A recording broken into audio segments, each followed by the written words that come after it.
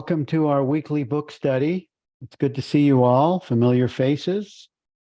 We're just like a weekly community now. I've really enjoyed this book study with all of you. And I was just telling Jenny that we're under 100 discourses left. We probably have nine left of this book. And then we're finished with it. So it's been awesome.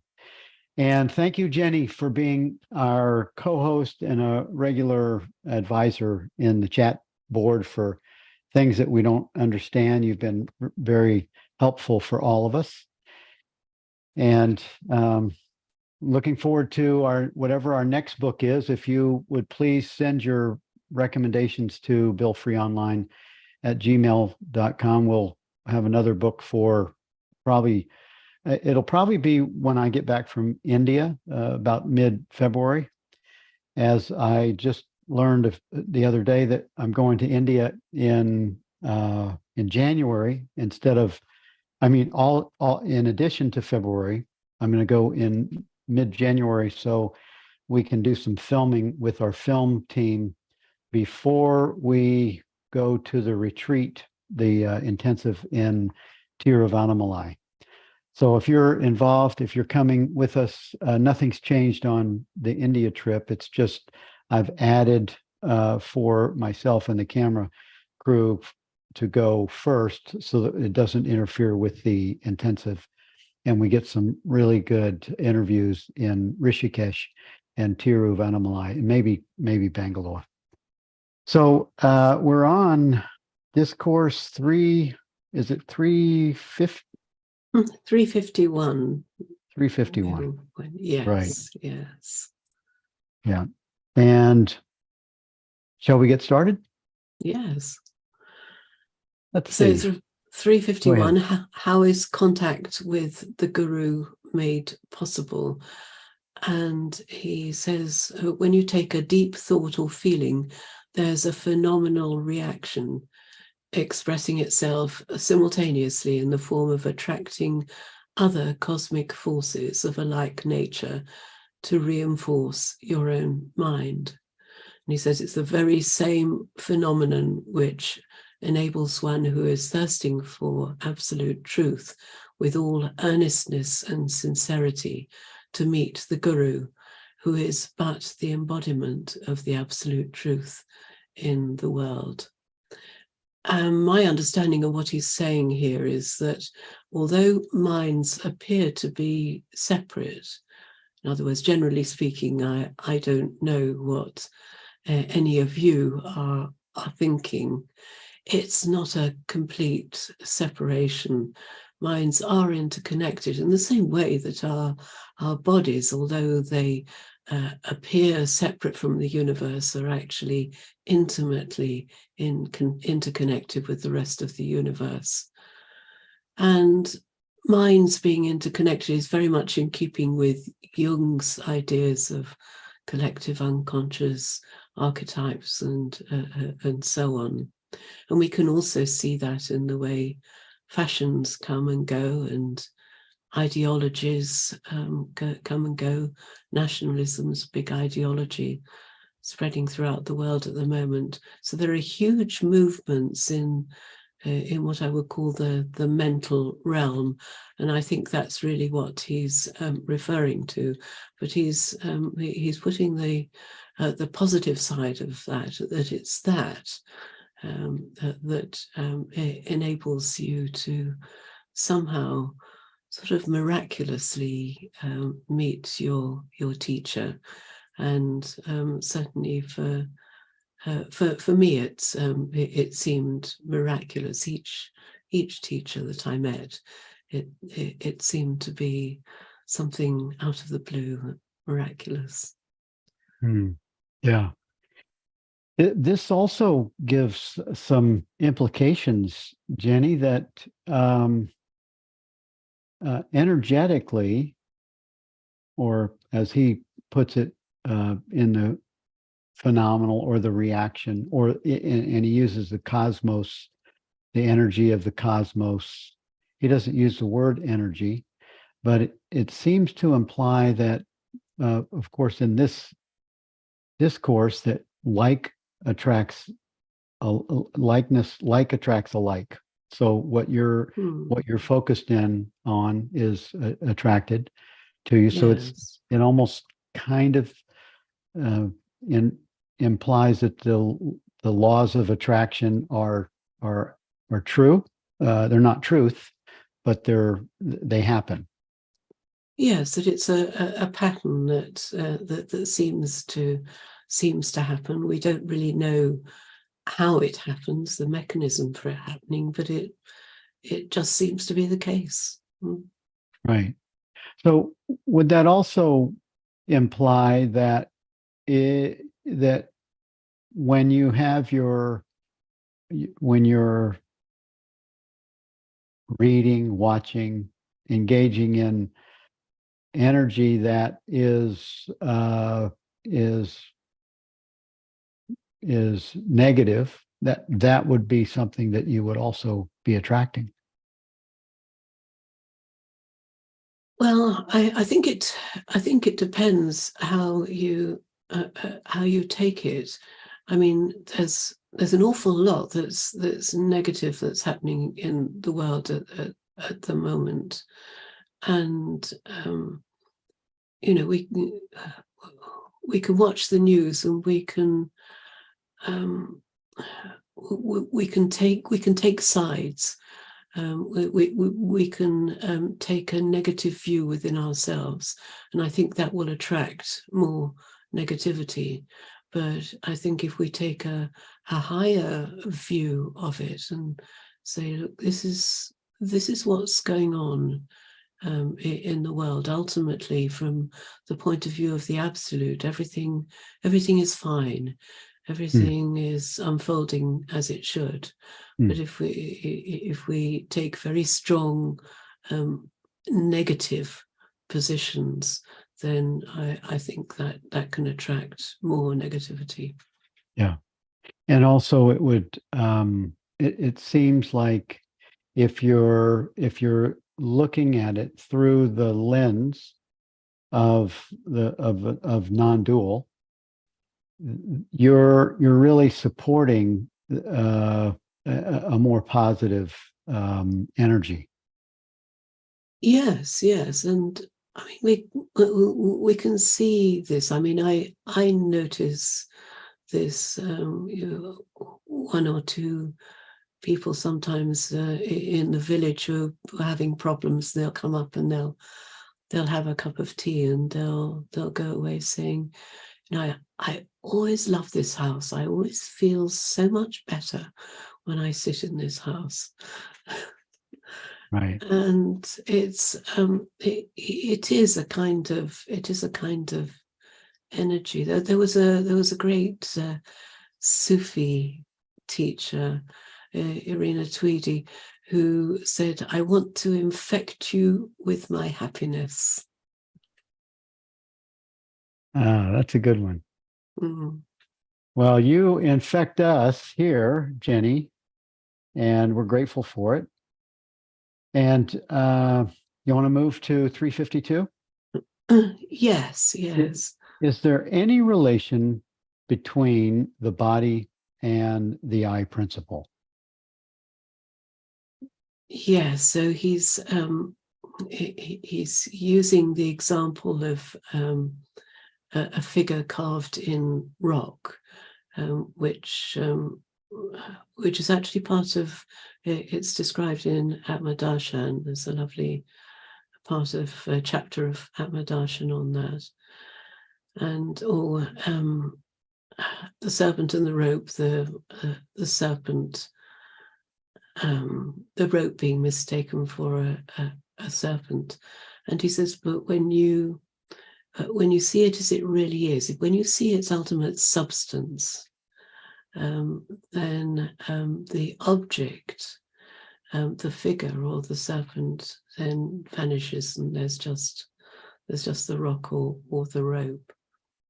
And that's really an analogy for what he calls the I principle. In other words, pure consciousness, what we are.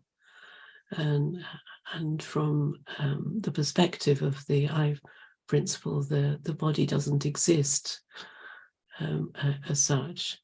So when we talk about the body, we're talking about an object in the world. And when we talk about the I principle, we're talking about something that's non-objective, non-phenomenal. So that's really what he's saying. When he uses the word plane, he's not referring to anything that actually exists. He's talking about two different perspectives. And sometimes we refer to that as the absolute versus the relative perspective. And the relative level has no actual existence in and of itself. That's sometimes, I think in Buddhism, described as dependent existence. But again, there's no levels, it's just a construct of mind. And yet the sage, or the one that is really seeing everything as it is, it still sees the object, but it doesn't see separation in the object. Sees the object, but recognizes that as a superimposition of mind, that the reality of the object is the same as our own reality. It's the same as consciousness. Right. So that's the ultimate substance, in other words. Right. And it's not a distinction. It's just a knowing. It's not really for that. It's an understanding. Yes, yeah. It's an understanding. Right. Okay. Cool. Yeah. Anything else on that? No, I think that's looks like Rosalind said, I heard the expression recently that the matrix has a mirroring capability. This seems to be an explanation for how the teacher and the student are known to come together, right? Yes, I don't know. For me, it's just magic. Just magic, Rosalind. That's good. Yeah, I'll take the magic. Looks like magic to me. Magic all day long. Yeah. Yes. And Lynn said, when the student is ready, the teacher appears. Yes.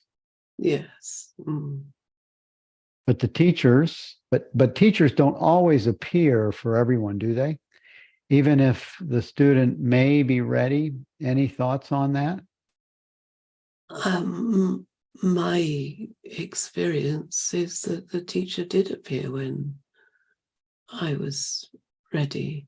I was doing a lot of studying of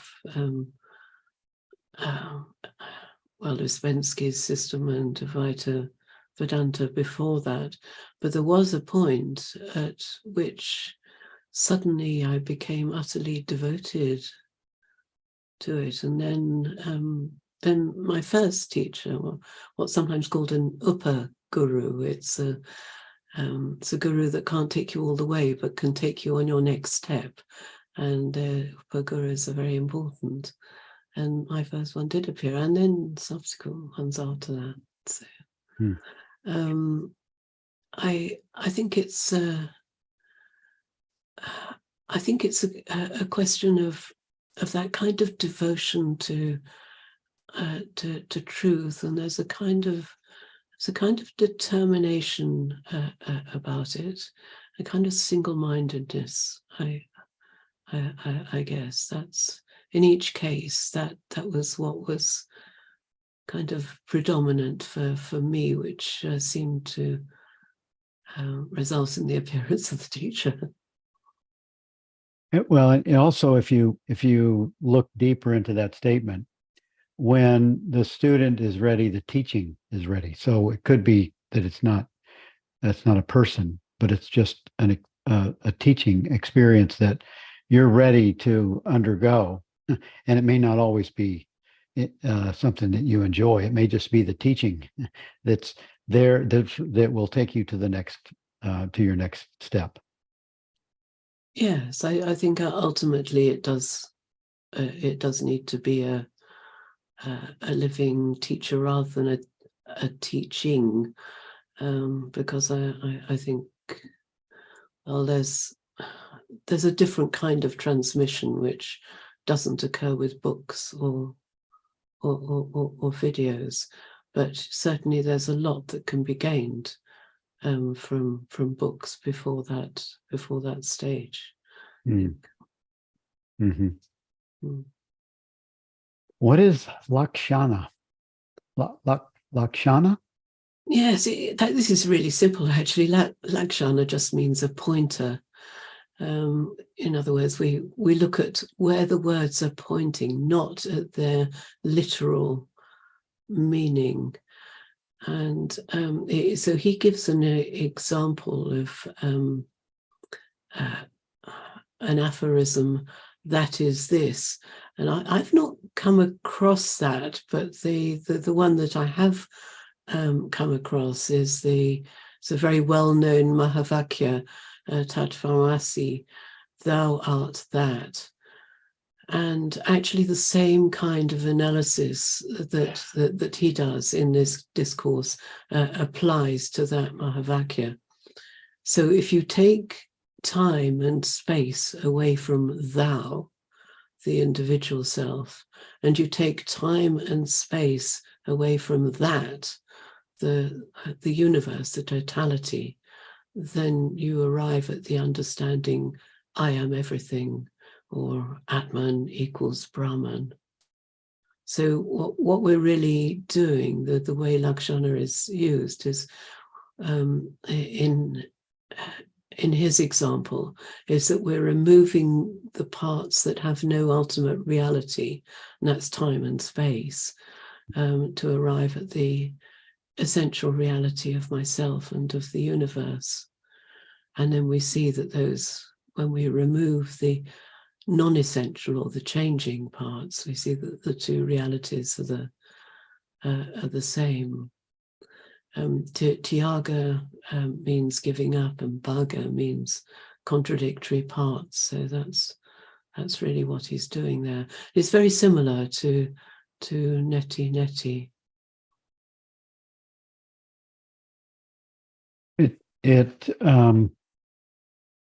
It seems like it's he's making the distinction of the subtle difference of even the way you say things and see things. When you say this instead of that, or it's keeping you in the now instead of in the past. Yes, also that. And the other way of looking at it is that he's going to the essential substance of things, the reality of things, and taking away anything inessential from it. Right, right. So that the principal I is identified. Yes, that ultimately then you see that the I that I call myself is the same as the ultimate reality of the universe, the totality. Right. Looks like Dan said something here. In Hinduism, the Jaga Hadat Lakshana is a set of characteristics that define the world as we perceive it. These characteristics are Arita. The world is impermanent. It is constantly changing and evolving. Dukkha. The world is full of suffering. There is pain, sorrow, and loss in the world. Anatma. The world is not self-existent. It is an illusion that arises from the mind. These characteristics are based on the teachings of Upanishads, which are the oldest scriptures of Hinduism. Upanishads teach that the world is not real in the ultimate sense. It is an illusion that arises from the mind's ignorance of the true nature of reality. Jaga Dahat Lakshana is a reminder that the world is not to be taken too seriously. It is a place of suffering and illusion. Our true home is beyond the world, in the realm of the absolute. Bill, these are names of he's giving the names of well-known lakshanas, pointers. Okay. Okay. And that's what this is, the first of the two. And I shortened it because it's actually a longer description. And it's pronounced, first one is called lakshana, which means a characteristic of something. For example, the Buddha was supposed to have lakshanas in the sense that he had he was famous for having a wheel on the palm of his hand, and the imprint of a wheel on the palm of his hand and the soles of his feet, which meant he would be either a universal conqueror or he would conquer the world through spiritual means and be a great spiritual leader. But this is the sense, as Jenny correctly identified it, you used it, Atmananda is using it as a pointer. So these are pointers. Lakshanas are pointers. They indicate something else like this. In a way, it's almost like a very concise way of giving you a bit of wisdom that you can expand when you know the meaning of the words. It's like a sutra in that sense. And the sense like the Yoga Sutra is a sutra. Okay. Cool. For the sake of for the sake of the audience, I don't expect it's a deep dive, but I'll also put in the second lakshana too, just so for further reference. That's okay. All right. Thank you, Dan. Mm-hmm. And one of the things that I noticed in India, that Hinduism, even though it goes deep, like the teaching that Dan just put in, I've also noticed that there's a lot of religious ritual in the Hindu, in the Hinduism, in the religion. It's a religion, isn't it? Yes, it's a number. Hinduism is a number of different religions. There are all sorts of different, whether you call them sects, but philosophies perhaps is a better word for them. But he's going beyond all of those. But we have to remember that he's actually talking to people who are, as you said, steeped in all of this and all of that understanding. So he's using words that they know, and he's using concepts that they know, but he's taking them away from that, and he's using them in a different way, and saying, look, this is what is important. All of this stuff in the Upanishads, don't need it. You just see that that words are just pointers, and just look at what's important, and he gives an example of that. So he's kind of training someone who is steeped in all of this Hindu understanding.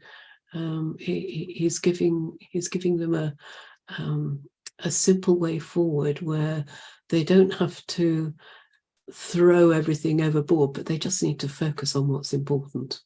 Yeah, that's very helpful. Thank you for that, because there is a huge, that is the audience for this, for a lot of these discourses.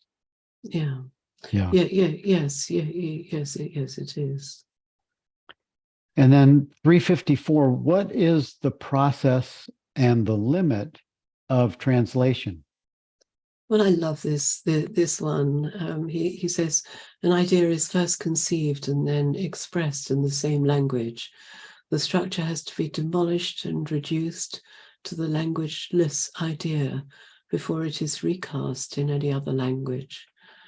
And he says later, very often, apparently important words and analogies in the original will have to be ignored, and quite new analogies and words accepted to suit the vocabulary and the trend of thought in the new language. but they should come spontaneously. And this is wonderful advice for translators, and it's very interesting for me because I've just been out in first in Germany and then in Spain, where we had interpreters, and that's a much harder job than being a translator. Being an interpreter, it's real time, and it's really difficult. In Germany, everything was in English. When English people were asking questions, but they had an interpreter who translated the questions and translated Francis's answers into German. And he was just exhausted at the end of each session. Then in Spain, they had someone who was speaking French, and translating into French, the same thing. And French, I do know a little bit of, and so I was checking when he was interpreting my question. I checked it, and I saw exactly what Atmananda meant about how to interpret and how to translate, and the same with Francis's answer. And sometimes Francis would correct the interpreters, and because they were using something different, but he didn't like what they were using. So that was absolutely fascinating. I enjoyed watching that. Yeah, I bet you and did. Both of them had to be absolutely, completely familiar and well established in this teaching. Yeah, I'm sure. It looks like Dan put a lot in there, so you can just you can read that that he put in, and then as a continued from that first bit, save it and copy and paste it if you like. And then Dave said, it seems that the pointers are best used in the experience they evoke in us, not so much in the intellectual understanding. I think that's absolutely right. That understanding is beyond words, and they are pointers because they're pointing to something which is beyond words. Then, after you've understood, it can be helpful to try and express it to yourself. So you create your own pointers, which might be different from the ones that your teacher gave you, so that those words, when they come back to your mind, take you straight back to that experience. Yeah. Really good. So 356 is the exercise. No, 355. How is knowing distinct from mentation? Yeah, so he says a gross object can only be a sense object. Without the senses, a sense object can never be said to exist. Therefore, what is called an object is nothing but a sensation. So that's really idealism, and that's not something that we teach as a fact, as a truth in the direct path. Now we say, what we teach now is that we don't know. We can't. It's not possible to say whether idealism or realism is true, or whether some other model is true. But what is true is certainly that objects as we perceive them require the senses. That doesn't mean that there might not be something out there that gives rise to that particular sense object that we experience. And he says, likewise, an object of thought is nothing but thought itself. And to say that I know anything is wrong. There can never be a subject-object relationship in knowledge. I think knowledge is what in the direct path we would call understanding in that particular context.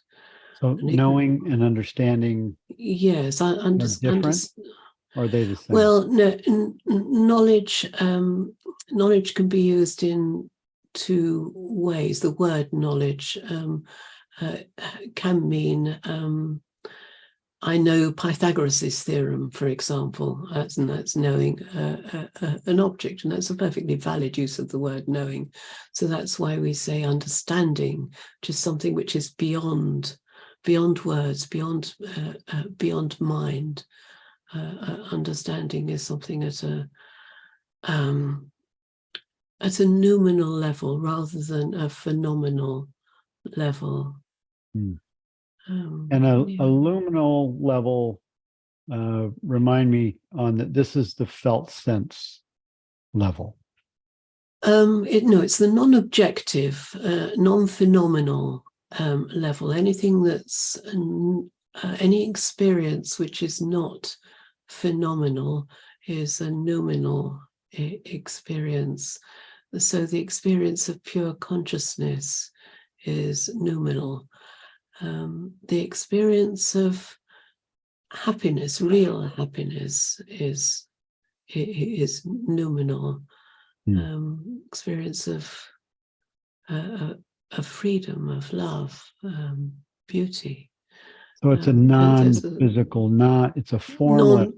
Yes, formless, non-phenomenal. Right. Nothing moving, nothing changing. Right. No physical properties. Yes, that's right. Got it. All right.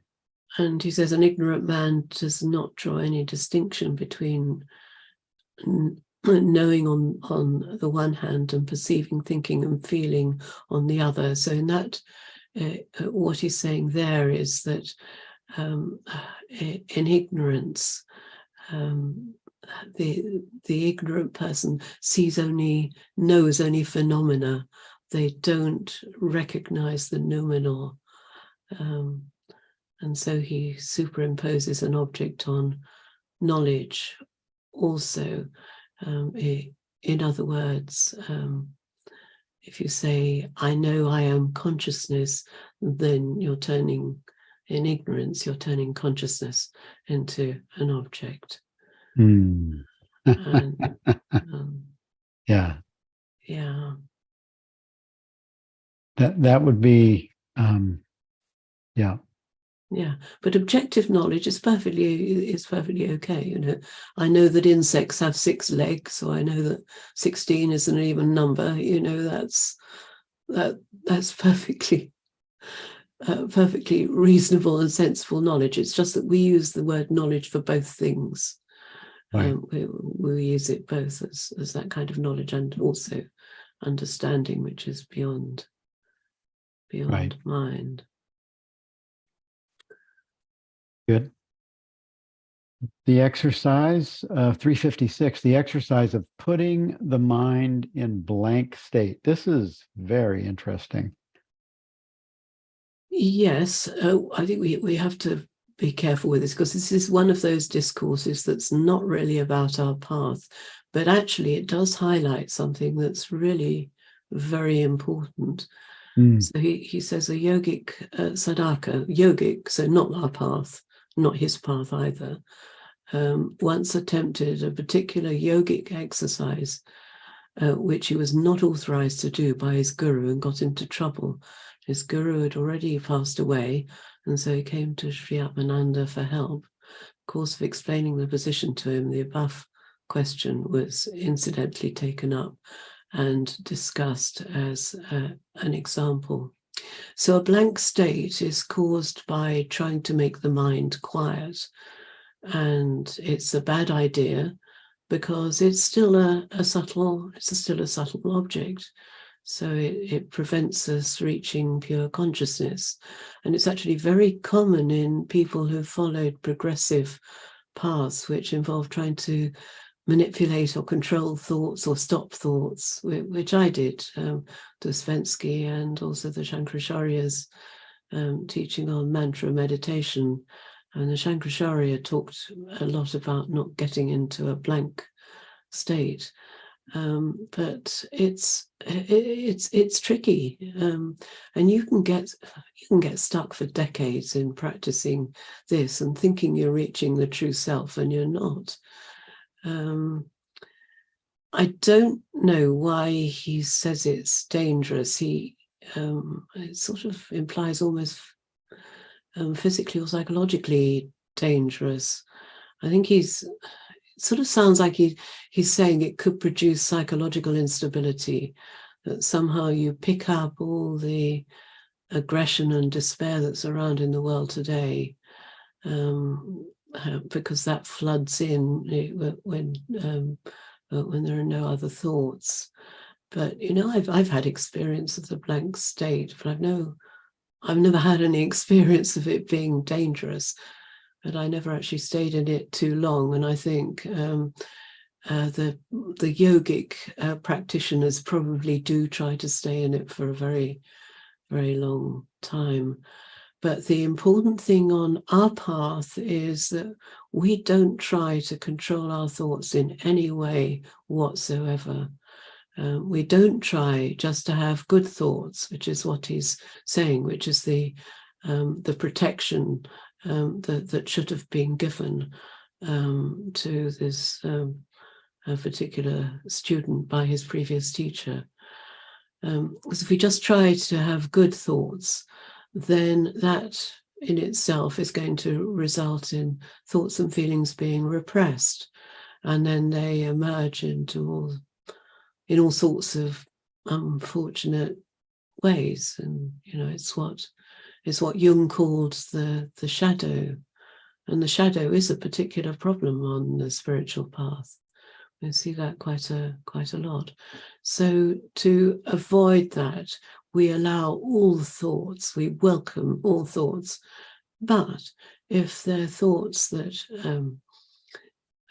could only occur if we feel ourselves to be a separate entity, then what we do is we see what triggered them. We don't judge them. We just see what triggered them. We just take quite a scientific approach to that, bringing everything into the light. Yeah, and the bringing it into the light is really just keeping your attention on presence or as awareness, or well, no, not necessarily. No, that takes you. That's a way of repressing. Well, what do you mean by bringing it or staying in the light? If you have a negative thought, then you need to look at it. You don't suppress it by saying, "Oh, I'm pure consciousness. I'll just sink into pure consciousness." Right. And you don't, but equally, you don't focus on it either. You look sideways and say, "What triggered that? What was it that triggered it?" And you try to trace it back to that sense of being a separate entity. And quite often you find that it either comes from a sense of lack, or it comes from a fear of dissolution. And you through a chain of logic, you can trace that connection. And once you've done that, then that you've seen that thought for what it is. You've seen that there is a sense in which it is invalid, and that's where you're saying, well, yes, I don't lack anything. I'm not. What I really am is never going to disappear. So that's when you've got to the right to the end of the chain, and you've seen that chain of logic, and then somehow everything, that whole chain comes into the light. You see how it happened, and it may happen again, but the more you do that, the less it's likely to happen again. So the tracing back is almost an open-minded kind of a contemplation, not not using the intellect or mental capacity. It's just a Well, seeing. it can be mental capacity. It can be. You might be angry at something someone has said, and you trace that back to through some chain of logic to a sense of lack. But that chain of logic is mental. Okay, he said that I did a bad job of whatever it was. I didn't do a bad job, and it is your angry reaction. But then you trace that anger back. Well, okay, why did I react that way? I wanted him to feel that I did a good job, and he didn't. Maybe I didn't do such a good job. Why does it matter whether I did a good job or not? How does that really affect what I really am? Surely what happened is what happened. It's fine. It doesn't diminish what I really am. So it's tracing it back to that kind of sense of lack, and there is a logic there, but it's a very soft, gentle logic. It's a kind of thinking around, contemplation, as you say, just allowing allowing that logic to come to the fore, and it's not suppressing mental activity. Because it requires mental activity. You know how the egoic mind, it comes in and wants you to be guilty, wants to attack you for that during that investigation. So it's a very thin line. Well, yes, but then you're seeing those egoic thoughts as they come, and you're allowing those too. You're allowing all of them, you see, and you're going through that chain, and the first parts of that chain will probably be egoic. But then as you go further down, you ultimately reach, I feel I'm not good enough. I wanted to be better, a sense of lack. And there you are. I don't lack anything, is the conclusion you then come to. So it requires, Francis describes it as quite surgical precision. And I totally see what you're saying. Yeah. And looks like Dave said, Andrew, blank mind reminds me of Jesus talking about folks who had their mind house cleaned only to let in the demons. Oh, well, that's an interesting one. Well, no, it is. It is similar. I mean, when you look at what he's talking about, the vacuum kind of a statement, where he said it's dangerous. That reminded me of that story too. That where once the mind is empty, or that there's a clearing, if it's not replaced with something that is true, then it leaves an open space for the old habit to come right back in. And There is that's there is an open space in Nirvikalpa Samadhi. I mean, there's, the right. mind disappears, and then at some point mind comes back again, but usually it comes back in quite a gentle, blissful way. Well, you And remember Anne Sweet and Amir at a couple of the last conferences. Anne Sweet for a while was channeling, and she had this channeling experience that was quite profound and quite real, and it was really profound experience for her. And then as it was occurring, there were times when this energy that was she could feel the power of something that was trying to manipulate her thoughts, and she just stepped away from channeling because this like dark energy started attempting to control her mind activity. And she's not the first person I've heard have that experience that were channels of a sort. So there must be some phenomenal experience that happens with that. What even Atmananda is talking about in this discourse, where he talks about this he says the thoughts in the cosmic world, particularly those in tune with your other samskaras, to rush in and overpower your mind unaware. mm-hmm. And so there's that seems to be, I mean, I've never had it happen to me, but I've heard it happen to other people.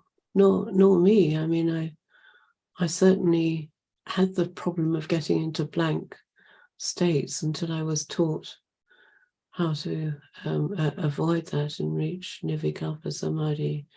Right. Instead. Well, he also says that a mind that's focused on the truth has a kind of a safeguard to that. Mm-hmm.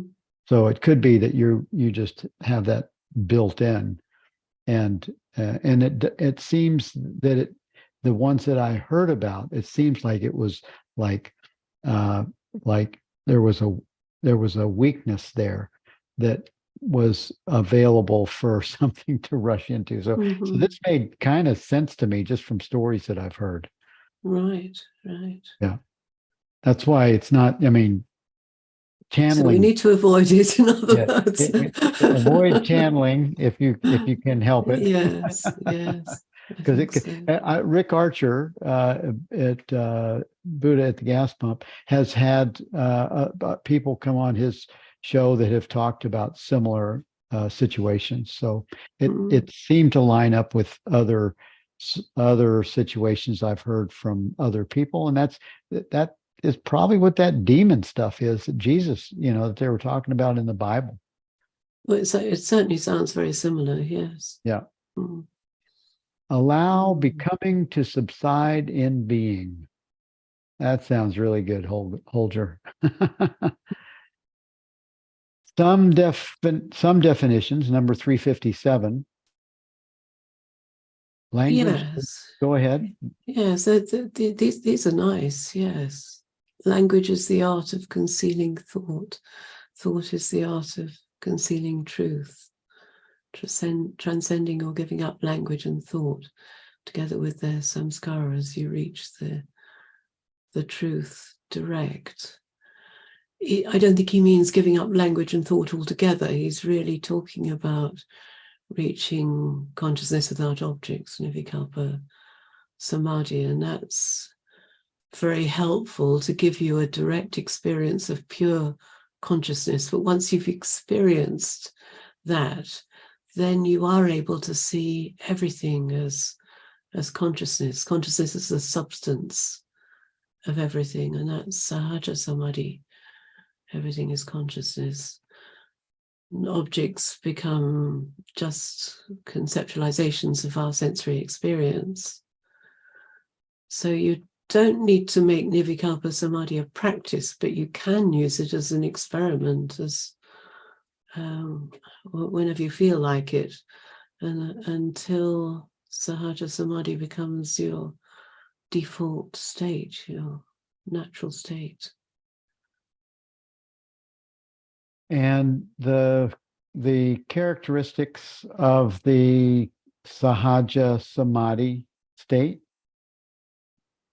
It's just a feeling that nothing is separate. That the mind's division of the world into objects is just a superimposition, feeling that there is one substance, there is one reality, there's one being.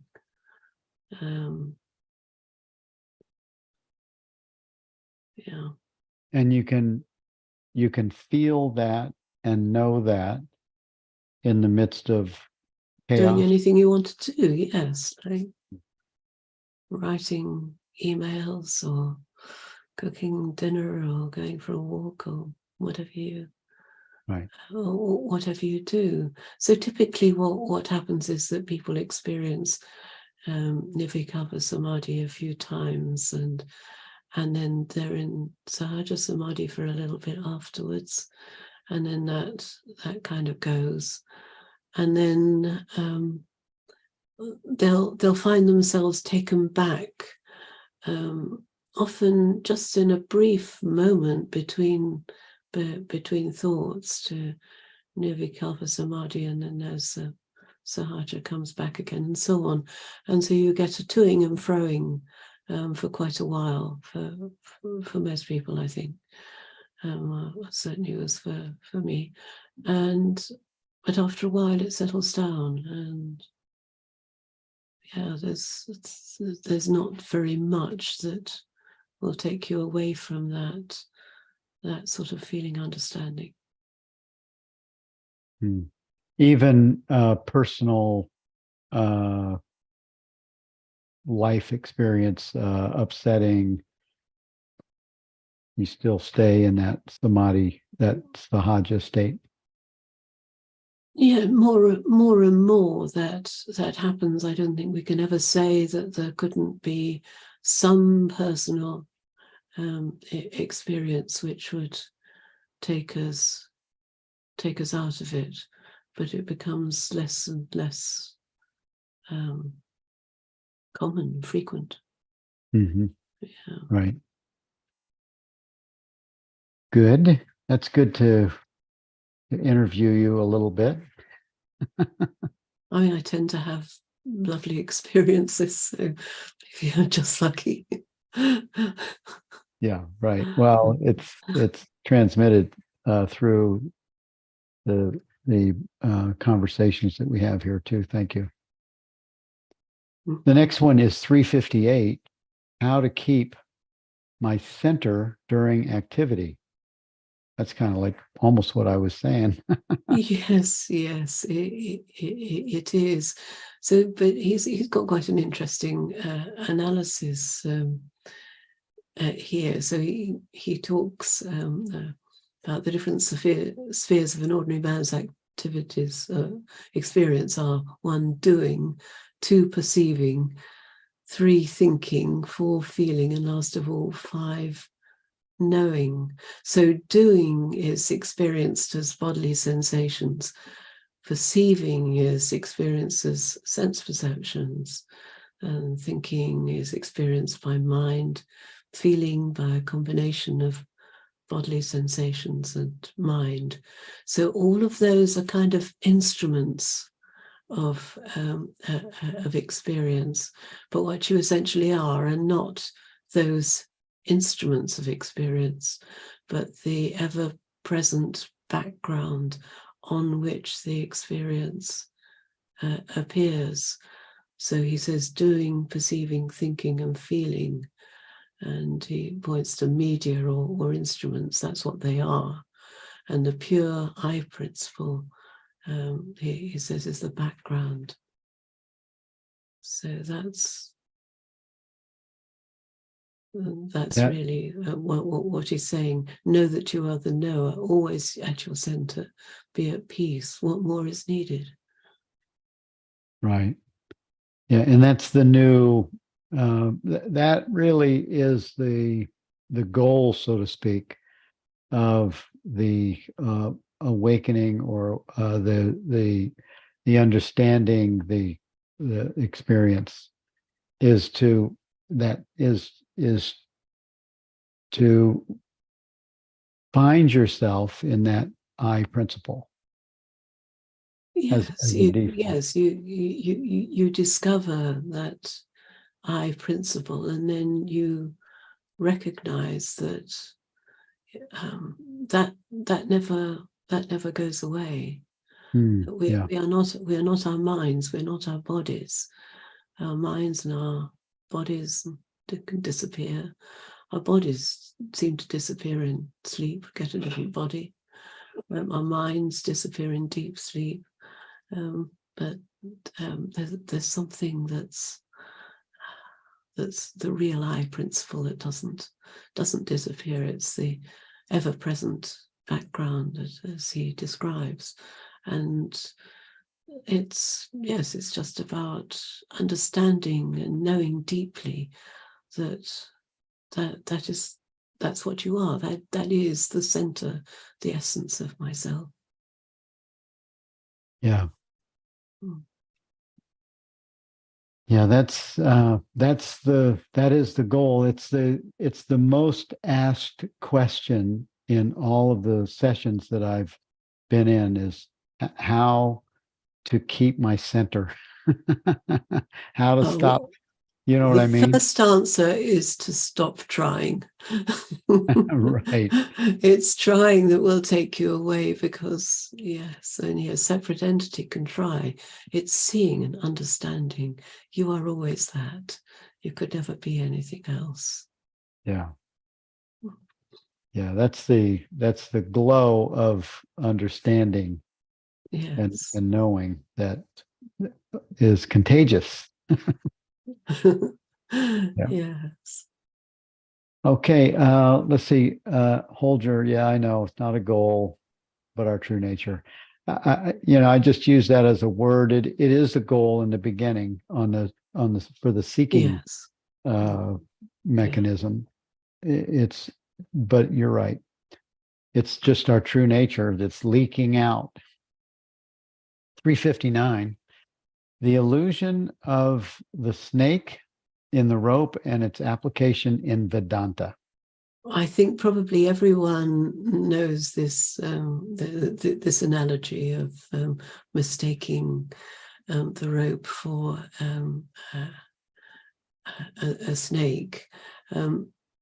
But if I can, I'd like to tell you a more modern story which makes a similar point, but really goes more deeply into the implications of it. And this comes from the Swami Chinmayananda, and tell you the story. So Mr. Jones believed he was a rat, and we don't know why he believed it, but he did. And every time the cat from next door came in the house, he would run and hide in the broom cupboard. So Mrs. Jones sent him to a psychotherapist, and for the first few visits, unfortunately, no progress was made at all. But then there was a sudden breakthrough, and Mr. Jones said to the psychotherapist, "Yes, you're right. I'm a man. I'm not a cat. I've always been a man." So he went back home and he told his wife that he was cured. Mrs. Jones was overjoyed. But a couple of hours later, next door's cat walked in the front door, and Mr. Jones raced to the broom cupboard and hid. So Mrs. Jones asked him, why are you hiding? You know that you're a man, not a cat. You told me you know that. And he replied, "Yes, of course, but the cat does not know that." So really the moral of that is that we can read books and go to spiritual meetings and see that we are not an object in the world of objects. We're pure consciousness. But unless that understanding goes deep and penetrates all the practical aspects of our lives, we'll still feel deep down that we're a separate entity, and we'll still continue to suffer. Yeah. And you can tell if that's the case by how you're triggered. If you run into the closet. Yes. Yeah. Yeah. Reactions. And it's helpful, actually. It's almost a signal Yes, to exactly. pause Exactly. and just allow whatever is occurring to be, and as you said earlier, contemplate or welcome or just see it, and maybe investigate or trace it to its uh, misunderstanding or sometimes trauma. Mm. Yeah. He says the illustration is usually applied. Oh, okay. That was the moral of this discourse, was that analogy that you just gave, that story that you just gave. Yes, It has yes. to be remembered that the apparent I, or the ego, is decidedly the most vicious part of the objective world. And when it is set aside as such, what you just suggested, all doubts and questions cease, leaving you in the reality itself. The apparent I, as well as the objective world, are both superimpositions upon the ultimate I principle. The rope stands for this unattached I principle. At the moment of the experience of pure consciousness, one is beyond all states. One only expresses it in words in the waking state. That last sentence that he said, that he used, one only expresses it in words in the waking state. What does he mean by that? Well, in the other states, the state of dreaming, the state of deep sleep, then there are no words, but there's still that same experience. So the experience is not dependent on words, but in the waking state we use words, and that's natural for us to use words. We communicate with each other, and if we're communicating about this, then we'll use words to describe it. But what's important is to see that it doesn't require words. It has no dependency on words. Yeah. Okay, good. And then the last one for today, love and how to love. Yes, this is beautiful, isn't it? All worldly love is mere bargaining and has always its opposite attached to it, ready to express itself when the consideration anticipated is in any way obstructed. And we can see this when couples split up, and it's, I loved you for your beauty and now you're old and ugly, so I'll find a new model. Or I loved you because you kept telling me how wonderful I am, and now you've stopped doing that. Or I loved you because you always agreed with me about everything, and now you disagree, and so we quarrel. So there's all of that kind of thing. And And sometimes when people split up, they can do it amicably and the love's really still there.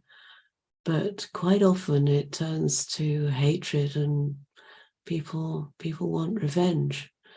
So it's exactly as he says, it always has its opposite attached to it. Yeah. It's tricky because it's hardwired, and you can really find that has to be one of the most raw examples of truth telling. When relationships that are very close like that, when they reveal ugliness. Yes. And almost no one is exempt. I mean, there are people that I've been tested in my own relationship, and I thought I knew something. I didn't know much when it came to the relationship. This ugly side of me came out. That it comes out, and hopefully it heals, and that clears that up. But a lot of us have that dark nature that's hiding. Yes, absolutely. The relationship can bring out the best in us and also the worst, the shadow as well. And we can use it as our yoga, as our sadhana. Relationships are wonderful. As sadhana to establish ourselves in truth. Beautiful, perfect. Especially if you can go through the storm and come out on the other side and still have the same partner. I don't think it's a problem if you change partners, because sometimes people do grow apart. Their interests change and they do grow apart. But I think it's where there's an antagonistic split up. That's where you need to look at what's really going on there. What I meant was to have the healing, and then maybe if you're going to split up, but do it nice and clean, so there's a clean departure, or there's a healed outcome. That's really what I mean. He said in the last paragraph of that one, therefore, even to love one's own wife or child in the best manner, one has to become a Vedantin first. All talk of love in this world is nothing but unadulterated fraud. So know yourself first, then alone can you love anybody or anything truly and unreservedly. Yes. Yeah. It's very strong, but I think that's right. I love his expression, unadulterated fraud. So it's strong stuff, isn't it? He went right in. He didn't hold anything back. Yeah. He really I have a sense that he was pretty direct. I think so, yes. Yeah. Let's see, in the chat, to see the world in a grain of sand and heaven in a wildflower, hold infinity in the palm of your hand and eternity in an hour. William Blake. Yes, it's beautiful. Yeah, beautiful. Like Rup Paul says, how can you love anyone else if you don't love yourself? Right. Thank you. Thank you, Jenny. Well, it is loving yourself, you see, because ultimately, what if we are a Vedanta, if we have recognized our true nature, know ourselves, then we know everything is ourself. So it's no longer love for someone or love of someone. It's just love. It's just the lack of feeling separate at all. Mm-hmm. Yeah. So, Jenny, there was a question. Can you speak of Atmananda's use of the word vicious here, please? It is yeah. I noticed that too. It is strange. I think he means kind of persistent and strong.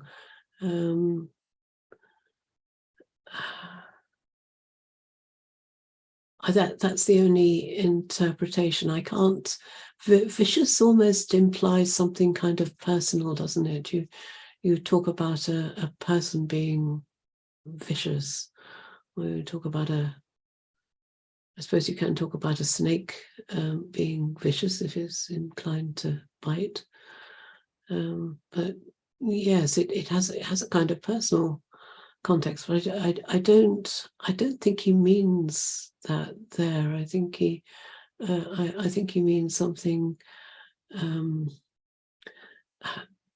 something very strong that's hard to get rid of.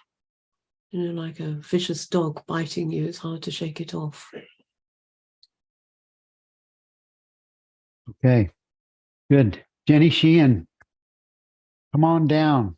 Hello, Hey. Jenny. Hi. It's great to be here. I'll just share what came to mind. I also noticed that word vicious. And if we just stick to principles, and Atmananda himself, has a discourse on vice and virtue, in the relative plane, that there are principles which, as they unfold in the world or in a relationship, can be quite vicious. If we have some principles grounded in truth, which we talk about, aspects of the truth, how it shines into the world: patience, honesty, openness, kindness, generosity, tolerance. If we think as a sense, principles coming out of a sense of separation, even he just mentioned, the comparison kind of principles, or a tit for tat kind of principle that can happen in a relationship. That's what calls to me the use of the word vicious, because as they play out in life, as you mentioned, the tracing back to the origin, it can be quite painful and even dangerous. So. Yeah, it's just, it's a strong word, and it just seems like a more pronounced energy reaction. Even that's what it seems like. Yes. Thank you for that input and commentary, and thank you all for being here. Just to let you all know that we have a conference coming up November 10th through the 12th. It's free, and Francis will be there. Jenny Beal will be a teacher this time, and Rupert and many others. We have 18 presenters for this conference.